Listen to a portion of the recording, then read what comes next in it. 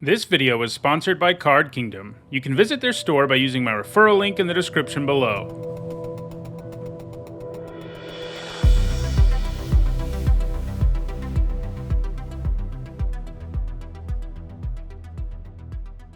Hi everyone, I'm Nizzanotes, and today is Saturday, and that means it's time for another edition of Nizzanotes, my weekly vlog series where I talk about limited magic. We're still in Streets of New Capenna season, but we're definitely in the doldrums of the format where we're just waiting for something else to come out, and Alchemy Horizons Baldur's Gate is a few weeks away, so we're talking about some more general topics I have the last couple weeks in the series, and that's what we'll do this week too. We're going to talk about 5 effects that are better than you think they are. I mean, this may not be true of all of you, but these are 5 effects that I know people, especially newer or inexperienced players, 5 effects that they underrate. And mostly I'm talking about limited here, but some of this can be more broadly included in a discussion about magic, but especially in limited. So let's go ahead and jump into the list. So first up, I have looting and rummaging. So this kind of effect, which, the loot effect gets its name from Merfolk Looter. The rummage effect gets its name from Rummaging Goblin. Looting, and they're very similar. Looting is where you discard first and then draw. Actually, the other way around. Looting is where you draw a card and then discard, and then rummaging is where you discard and then draw. And so looting is generally better, but people tend to underrate this ability. I think, right now we have Connive in Streets of New Capenna. And I think that's proven to be pretty powerful, but I've still seen people in the comment sections on my videos or newer players talking about how they never really want to discard a real card to looting. Why would they ever do that? It's better to play the card. And the answer is, especially with Connive in particular, is you get an immediate bonus and one that also synergizes with plus and plus 1 counters, and you get it right away. Instead of having to cast a card to get an effect. You don't really pay any mana for it. But even apart from Connive, the ability to loot and rummage is a big deal. It really lets you increase your card quality across an entire game. In the late game, this kind of effect can really help you beat your opponent because you're going to be able to throw away your extra lands. These kinds of effects get even better in formats where there's graveyard decks, which are a lot of them. And I know it feels bad sometimes. You have like a really good non-creature spell in your, or non-land in your hand, and then you loot and you draw another one. And then you have to discard one, right? You have to discard one. And that can be a little bit of a bummer, but you're still choosing a card that is best for the given situation, and that's what looting and rummaging do. They increase your card quality. You don't get a card advantage out of them unless there's a graveyard thing going on, and that's true, but you really shouldn't underestimate how good it is to sort of filter through your deck by constantly looting. I mean, Merfolk Looter is a really good limited card. Rummaging Goblin less so, being 3 mana, and rummaging being worse is rough, but there are plenty of good rummaging cards out there for limited too. So yeah, in a typical game of limited in most formats, having the ability to loot or rummage is very real upside. And yes, you sometimes have these feel bad things happen, but those are few and far between. And even when that bad thing is happening, you're still choosing the best card out of the 2 cards for your situation. And that's still an upgrade. On a related note, I also want to talk about self-mill. This is one that I see people, again, especially new players, but even some more experienced players underrate sometimes.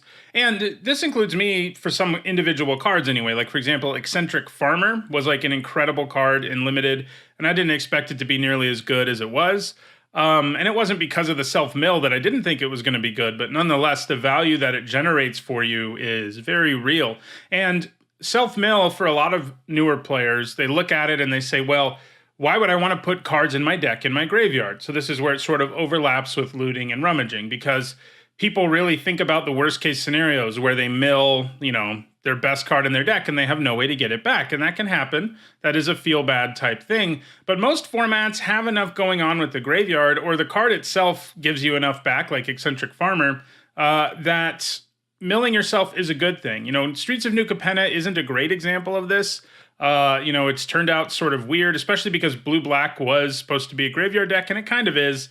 But the self-mill removal spell, the 4 mana one that gives -3/-3 and can mill 3 cards, you end up pointing that at your opponent more often than you do at yourself. And that's odd. You know, in most formats, you'd be milling yourself and getting value, but you almost never do that in Streets of New Capenna. But Streets of New Capenna is a weird format. Most formats have some good enough graveyard theme that milling yourself is just value. Your graveyard becomes an extension of your hand, effectively, in a really good graveyard deck in a limited format. So any card that mills things into your graveyard is helping you. It's not hurting you. Sometimes I've seen people look at a card that just has like an ETB mill 2 cards effect and just think that's a downside. And most of the time, it's not going to be one. You're going to be able to get some advantage out of it. And even if you don't have enough graveyard stuff going on, a card that mills you isn't really hurting you as much as you'd think, especially if it's already an efficient creature or something. Like milling yourself doesn't do as much damage as you'd think. And milling in general is something that I think some players have a hard time wrapping their head around, because they imagine, you know, you mill your opponent and you hit their best cards and that kind of value is amazing. Or they imagine milling themselves and hitting their best cards and then it's horrible. You feel terrible. But the fact is, you're not actually taking cards away from anybody. You know, you are changing the cards that are in their deck. But if you're milling yourself or milling your opponent, you don't take any cards away from their hand, and that's the resource that really matters, up until the point where you mill out, which, you know, can happen. So self-mill is better than it might look at first glance in most limited formats. Next up, I've got timeeb effects. With this, I'm referring to cards that put a permanent into the opponent's library, whether like on top or on bottom. Well, especially on top, I think. On bottom, I think people understand how powerful that is most of the time. But on top or second from the top, those sorts of effects are often underrated. We have Run Out of Town right now in Streets of New Capenna as an example of this. And I think people look at these, and it's again where you sort of think of these terrible scenarios where you bounce your opponent's thing, but then they just draw it again, right? And that's true. They do. And that does make it less effective form of removal in a lot of situations. However, you are still actually trading 1 for 1. And I think that's something people overlook with this sort of effect, because they're so used to bounce effects, which, you know, if you play an instant that bounces something, you're actually doing card disadvantage because you used up a card to only put your opponent back on the board. They don't lose a card. So it's not a 1 for 1. It's just tempo. Whereas a card like Run Out of Town or timeeb or any of these kinds of cards, they actually do trade 1 for 1 because it replaces your opponent's next draw with the thing that you just got rid of. So you are actually consuming one of your opponent's cards when you use one of these effects. And so it's a 1 for 1 like most removal is. And yes, there are a lot of situations where, you know, bouncing your opponent's thing to the top of their library doesn't feel amazing, but there are also lots of situations where that 1 for 1 is great because you're also getting that tempo that you need. So these kinds of effects, they are real removal in a way that I think people often don't think of them. Even if they maybe are a little worse than a card that just says destroy, they're still pretty good. I mean, you know, it's just like, it's more likely to happen, obviously, if you're putting it on top of their library. But if you kill an opponent's creature and they're in a graveyard deck and they can just get it back, I mean, you're still kind of doing okay because you're making them use up some time and mana and resources to get that card back.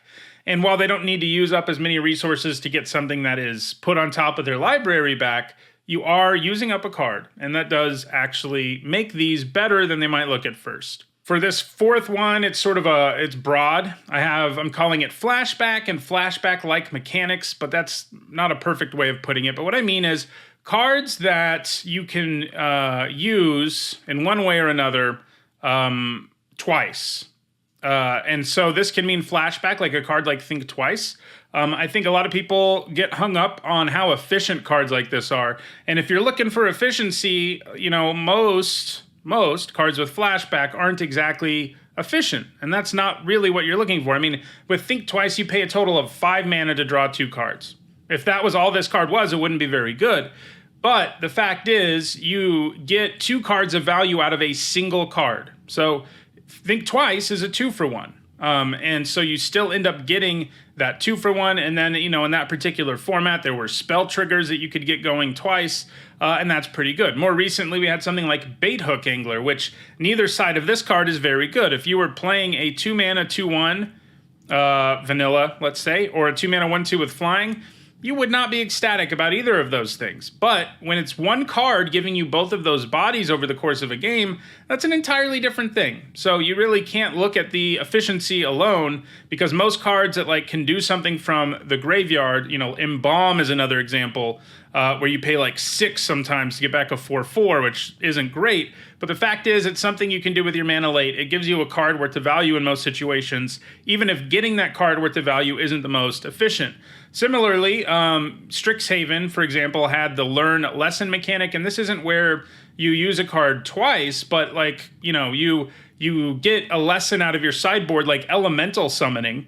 If Elemental Summoning was just a 5 mana card that makes a 4/4 token, it would not be very good. But the fact that you can just tack it on to any card you have Learn with, get that card into your hand, and then you can play it on your next turn, you're getting a 2-for-1 there too. So efficiency is important, but in a lot of limited formats, and most really, where games go at least, you know, sort of middling or to long in enough situations, getting 2 cards worth of value out of things is worth the inefficiency. You know, this is even true to some extent in Constructed with flashback cards, but it is true in Constructed. The efficiency definitely matters more. I mean, you have more fine-tuned decks that were built to be played together, so it doesn't come up as much. But, you know, Think Twice saw plenty of play in Constructed, despite being kind of a bad divination if you just look at how much it costs to play. And then the last thing I have, and this is one that I've sort of unlocked in my own head recently, is anything with Scry 2 or more.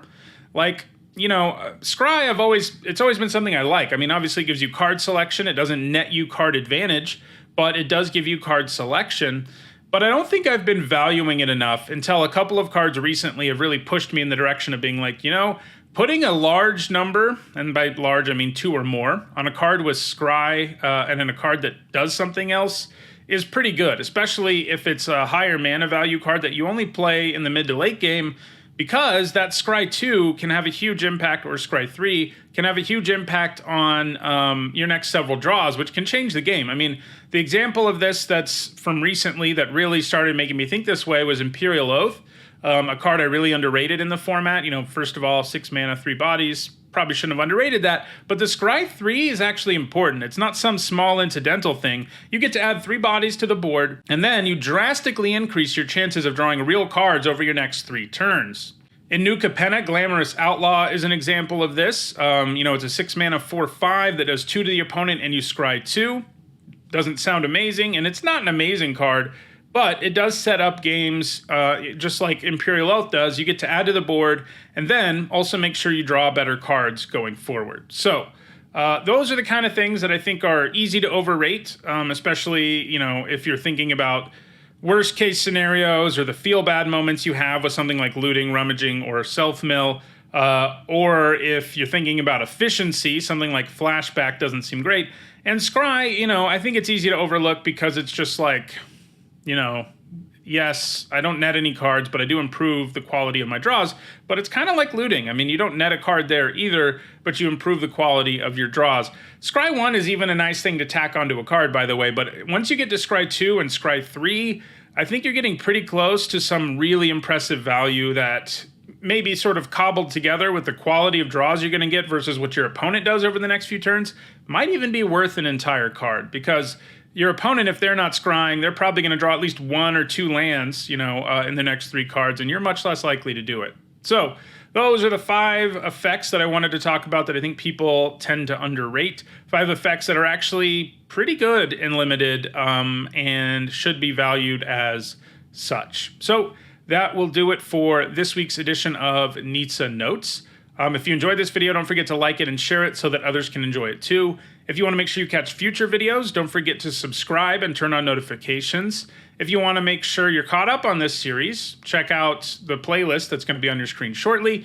And lastly, if you want to go the extra mile in supporting the channel, you can find lots of ways to do that in the description. You can become a YouTube member, you can buy some Nizzahone merch, and so on. So check out the description if you're interested in doing that. And thanks for watching.